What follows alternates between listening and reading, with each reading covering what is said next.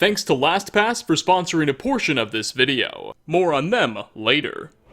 Hey, how's it going guys? It's Nate here. And the dangerous lands of Skyrim are peppered with outlaws and criminal factions, lurking just about everywhere. From renegade bandit clans harassing traveling merchants, to an organized insurrection of separatists laying a full-on siege to the Reach, it seems like there is no corner in the Elder Scrolls V that's safe from lawbreakers. And possibly one of the game's most complicated criminal cabals is one that we can join: the Thieves Guild.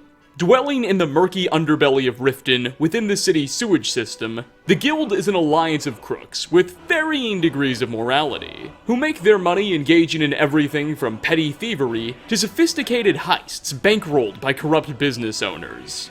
It's going through a bit of a rough patch, but its questline in Skyrim will see the faction restored to her former glory, and emerge from its turmoil with the Dragonborn as the new leader. In today's video, we will be setting our gaze on this devious enterprise and its members once again, analyzing some of its most fascinating facts, and some hidden details Bethesda connected to them. So, kick back, grab yourself a bottle of Blackbriar Reserve, and settle in, as we get ready to dive right into 5 more Thieves Guild secrets you probably didn't know, in the Elder Scrolls V Skyrim. Starting off, Viper the Fleet is a Nord pickpocket who's been with the guild for quite a while. His name might immediately invoke a bit of curiosity. I mean, how does one earn a title like the Fleet? Well, after you've completed a few guild quests and become a more respected member of the faction, a new dialogue option with the character will become available, where you can ask the man just that, and he'll open up about the embarrassing origins behind his nickname. Assuming you promise to keep quiet, that is. Evidently, many years ago, he and a fellow thief named Vex were on a job in the city of Windhelm, when suddenly things went awry, and the authorities were alerted to their presence. It wasn't long before guards surrounded the two, and the pair was forced to split up and make a run for it. Half the guards went after Vex, and the other half pursued our friend Viper. Vex quickly lost her followers and disappeared into the shadows. Viper, on the other hand, just kept running. He ran and ran and ran and ran, eventually just running out of the city of Windhelm and sprinting all the way back to Riften, literally running across Skyrim. When he finally arrived back at the Ragged Flagon, tired and out of breath, he found that Vex had already beat him by hours, and all of his fellow thieves were laughing hysterically. Apparently, the poor guy had neglected to remember that he and Vex brought horses to Windhelm when they arrived, and they left them right outside of the city. Vex simply rode hers back to Riften, but Viper didn't even remember them, and so ran such an incredible distance all on his own. Some guild members began referring to him as the Fleet for such a hilarious accomplishment, and the name has stuck ever since. After explaining this all to you, the lad will ask that you keep it all to yourself, likely not wanting to spread the embarrassing tale behind his title any further. Never fear, Viper, your secret is safe with me, even though I just told hundreds of thousands of people. Before we go too much further, I'd like to give a huge thank you to LastPass for sponsoring this portion of the video. These days, most of us probably have dozens upon dozens of various online accounts. Xbox Live, Steam, BethesdaNet, EA Origins, Uplay, you get the idea. And you want to use unique passwords across all of these different services. As if you don't, all it takes is for one of those websites to suffer a security breach, and now bad actors have access to all of your login information for virtually everything. The trouble here is, organizing and remembering so many unique passwords can be quite the hassle. Enter LastPass. LastPass is a password manager with an app and browser extension that remembers your passwords for you. The service completely removes the burden of password memory, and doesn't just save all of this information in some file, it automatically fills in your login information whenever you approach a sign-in screen on a website or another app, making logins fast and easy, like they're on autopilot. An unlimited number of passwords can be stored with LastPass, and LastPass will seamlessly cross-sync between your devices for free. A huge thank you to LastPass for sponsoring this portion of the video and helping out the channel. And now, back to the regularly scheduled programming. Next on our list, Carlia is a renegade Dunmer thief and a former member of the guild who we meet midway throughout the faction's questline. She was once a proud and high-ranking member of Riften's criminal underworld. However, a few years ago, when the old leader of the Thieves Guild, a man named Gallus, was murdered by his jealous second-in-command, Mercer Frey, Mercer framed Carlia for the crime, and she was forced to flee Riften. Mercer, as you learn very early on, has since been named Guildmaster in Gallus's place, and has spent much of his time trying to cover up that dark little secret of his. Eventually, midway in the Thieves Guild questline, Mercer begins to realize that you're getting a bit too close to figuring out what actually happened to Gallus. So, he attempts to set you up and murder you. Thankfully, at the last second, it will be Carlia who saves the Dragonborn's life. And the remainder of the storyline will revolve around you and Carlia's struggle to finally bring Mercer Frey to justice. Alright, so now that we've established who Carlia is and what her role in Skyrim consists of, I want to talk a little bit about her backstory, and specifically, her heritage. As while Carlia is very quiet about her past, telling us little about her life before joining the guild, a bit of digging reveals that she is in fact the descendant of some of Tamriel's greatest heroes and nobility. Let me explain. As mentioned, Carlia doesn't like talking very much, but Gallus, her old guildmaster, wrote 2 books before his death, called Nightingales, Volumes 1 and 2.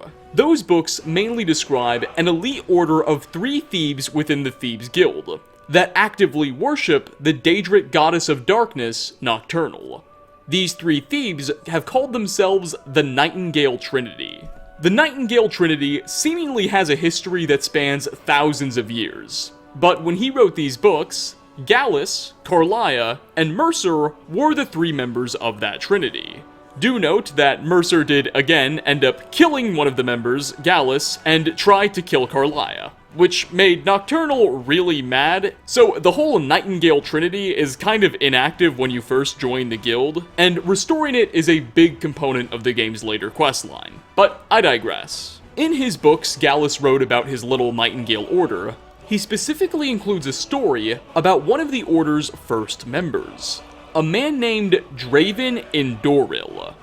Now, that last name alone, Indoril, is a big deal.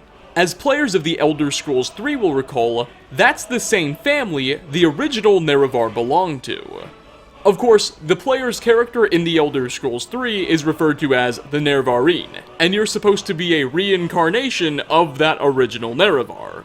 So, just bear that in mind. Draven Indoril already belongs to that family.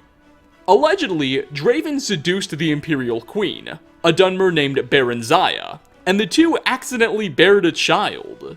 Baranziah, being a bloody empress and everything, obviously didn't want anything to do with a child born out of wedlock. So she essentially just gave the baby away to a midwife, and actually tried to have Draven killed. Lucky for him, he was able to flee to Skyrim, and assumed the identity of a minor, while still fulfilling his role as a nightingale in secret. As the years passed, that abandoned child grew up, and somehow managed to track down her father Draven, who decided to make her a nightingale too. This child then went on to find a husband, and bear a daughter of her own. She would name that daughter, you guessed it, Carlia. And Carlia would of course follow the family business of joining in the Nightingale fold as well. So if you're keeping score of the family tree and whatnot, what this means is that Carlia is both the granddaughter of an Imperial Empress, Baranziah, and is also related to the Indoril house, and very likely the Nerevar too. So this Dunmer we meet in the Thieves Guild questline is far more than just a rogue elf, but quite possibly one of the most notable figures alive today in Elder Scrolls lore. Carlia never mentions or even so much as alludes to this amazing backstory. The only way you'll know about it is if you read those Nightingale books. So I guess the lesson here is treat everyone with respect. You never know when they'll secretly be related to an emperor and a god or something, I guess. Coming in at number 3, Skyrim is a game of many, many locations. Houses, camps, cities, cabins, there's a bunch of places the Dragonborn can visit. However, there are also a number of places that very much exist in the game that the Dragonborn can't visit. You see, there are certain secret or hidden rooms and cells that the players cannot access in the creation kit or get to without the use of console commands that were totally restricted from visiting in normal gameplay. Most of these weird places are what we call developer cells. Areas created by Bethesda when they were working on the game meant to test out various mechanics and ideas, or areas that have some hidden purpose serving on the back end that Bethesda specifically doesn't want us going to in normal gameplay. Well, one of those rooms is especially relevant to the Thieves Guild. Within the game's files, there exists a place called Thieves Guild Holding Cell, and if you decide to teleport to it through the game's console, you'll be in for quite the surprise. In this room will be every single Thieves Guild quest item, as well as an unclothed woman named Vermina, named after the Daedric god of nightmares. What the heck is this place? Alas, despite the confusing setup, we can put together some pretty good explanations that might give us insight as to why a place like this exists. It seems Bethesda created the Thieves Guild Holding Cell as a place to store various Thieves Guild items before they spawn into the game itself. So normally whenever the game needs to spawn in an unenchanted item, be it for a quest reward or something like that, it just does that. A script is executed and whatever item the game wants to spawn in is just, voila, generated out of thin air. This is how we get most of our quest items and whatnot. However, spawning in items with enchantments is a little bit more tricky, and when the game wants to produce, say, a sword with a drain health enchantment, rather than just run scripts and birth it out of thin air, it tends to take the pre-made item from one of these holding cells and just moves it to wherever it needs to go. And sure enough, depending on where you're at in the Thieves Guild questline, the items in this room will vary, and you can in fact cross-reference item IDs to prove that the game is indeed moving objects in and out of here to give to you as quest items. Furthermore, while there are some items here that just don't move, more than likely they're here just for testing purposes and consistency reasons. Now, as for the unclothed Vermina character that just hangs around, well, honestly I don't know. Let's just move on. For our fourth spot, we've already given Mercer Frey quite the introduction in a previous topic featured in this video. The acting leader of the Thieves Guild, who earned his position through betrayal and literal backstabbing that we eventually have to overthrow. But did you know that he ironically shares a voice actor with Garrett, the protagonist of the Thief game franchise? Stephen Russell. Russell has actually lent his voice to a number of Skyrim characters, including Frey. Bethesda famously reused a lot of VAs in The Elder Scrolls V. But it's pretty cool that they decided to have the same dude who provided the vocals for such a popular franchise as Thief, a game where thievery is obviously quite a prominent theme, to the leader of Skyrim's very own Thieves Guild. The more you know! And finally, last on our list, Vex is an Imperial female member of the guild, whom we passingly mentioned at the beginning of this video. She's regarded as a thief of incredible skill and talents, and has a seriously no-nonsense personality. Almost every time we interact with her, Vex always responds with cold, short answers. She doesn't seem to like people. But despite this fact, multiple people within Riften's criminal underworld obviously have a thing for her. And Vex is, of course, totally uninterested, and honestly rather hostile to the idea of starting relationships. However, if the Dragonborn plays their cards right and asks the right questions during the late quest, The Pursuit, you'll learn that Vex isn't as opposed to the idea of relationships as she appears. Or, at least, she hasn't always been this way. You see, during that quest, we'll have to break into Riftweld Manor, which will be guarded by a man named Vald. Now, the guild isn't a fan of just outright murdering people to death unless absolutely necessary. So we're expected to either sneak past Vold, or convince him to just bug off in some other way. If you ask some of your fellow members for advice on how to do this, they'll point you in an interesting direction. They'll suggest that Vold is the ex of a current guild member who might have more info on him.